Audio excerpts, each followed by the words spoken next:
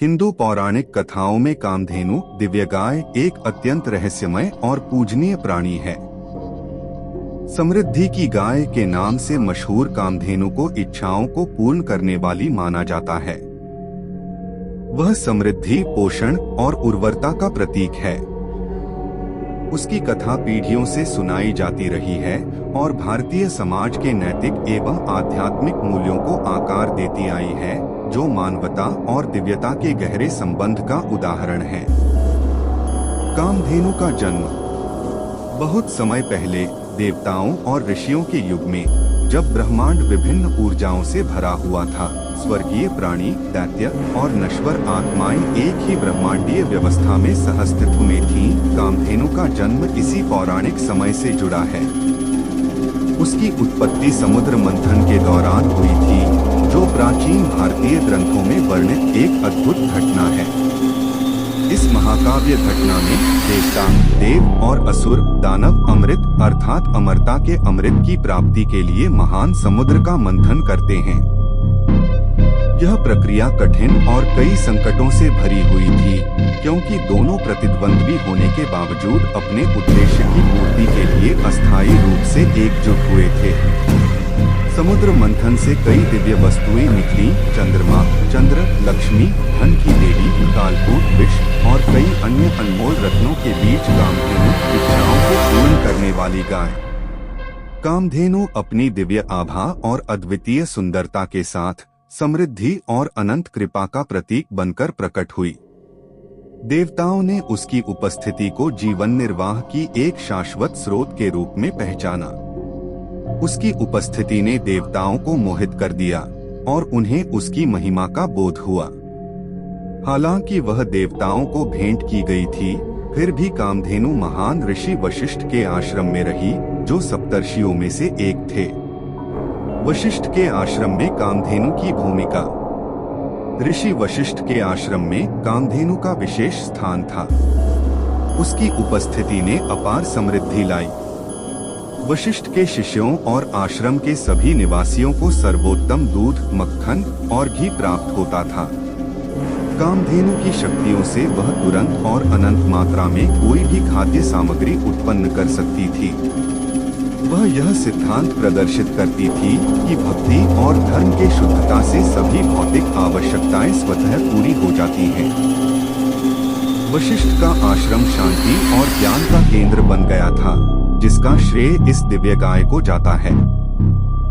विद्वान, ऋषि और यात्री आश्रम की भरपूर मेहमानबाजी से प्रभावित होते थे, हालांकि उनमें से बहुत कम ही जानते थे कि इस समृद्धि का स्रोत कामधेनु थी। उसकी प्रसिद्धि चारों ओर फैली और कई राजाओं और योद्धाओं के कानों तक पहुंची, लेकिन सभी ने उसे वशिष्ठ जितनी श्रद्धा से नहीं देखा। राजा विश्वामित्र और उनकी कामना। कामधेनु की अद्भुत शक्तियों की खबर राजा विश्वामित्र तक भी पहुंची, जो उसे अपने साम्राज्य का हिस्सा बनाना चाहते थे। लेकिन वशिष्ठ ने इस आग्रह को ठुकरा दिया। अपनी असफलता से निराश और क्रोधित होकर विश्वामित्र ने राजा और योद्धा के जीवन का त्याग कर उसी आध्यात्मिक शक्ति को प्राप्त करने का संकल्प लिया जो वशिष्ठ के पास थी। इसी तरह विश्वामित्र की यात्रा महान तपस्वी बनने के रास्ते पर शुरू हुई। कामधेनु और धर्म का संबंध। कामधेनु केवल भौतिक समृद्धि का प्रतीक नहीं थी, बल्कि धर्म, सत्य और न्याय का भी प्रतीक थी। हिंदू पौराणिक कथाओं में उसे धर्म का प्रतीक माना जाता है। वह यह सिद्ध करती थी कि सच्ची समृद्धि और सुख तभी आते हैं जब हम दिव्य सिद्धांतों के अनुसार जीवन जीते हैं, न कि भौतिक संपत्तियों के संचय से। ऋषि वशिष्ठ ने अपने शिष्यों और आगंतुकों को यही पाठ सिखाने के लिए कामधेनु का प्रयोग किया। उन्होंने दिखाया कि निस्वार्थता, भक्ति और दिल की पवित्रता ही सच्ची समृद्धि का मार्ग है। यही वह जीवन था जो धर्म के सिद्धांतों के साथ तालमेल में था, और कामधेनु का आशीर्वाद केवल उन्हीं को प्राप्त होता था। कामधेनु के वंशज। कामधेनु की विरासत उसके दिव्य वंशजों, सुरभि गायों के माध्यम से आगे बढ़ी। असुर भी, जिसे नंदिनी के नाम से भी जाना जाता है, में कामधेनु की चमत्कारी शक्तियाँ थीं। हालांकि उनमें प्रत्येक के अद्वितीय गुण थे।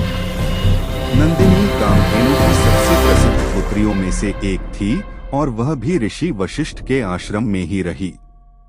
महाभारत के पांडवों के समय में नंदिनी ने भी महत्वपूर्ण भूमिका निभाई।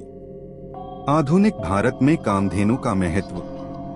आधुनिक भारत में भी गायों के प्रति आदर और श्रद्धा की भावना कामधेनु की कथा से ही प्रेरित है।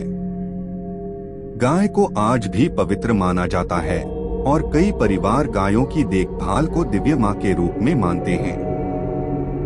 भारत के गांवों में गायों को परिवार के सदस्य की तरह माना जाता है और उनका दूध आज भी स्वास्थ्य और ऊर्जा का स्रोत माना जाता है। कामधेनु की कहानी केवल एक पौराणिक कथा नहीं है, यह भारतीय समाज के मूल्यों और परंपराओं को आकार देने वाली जीवंत कहानी है। वह पृथ्वी की पोषण देने वाली आत्मा का प्रतीक है और जीवन की आपसी जुड़ाव का प्रतीक भी है।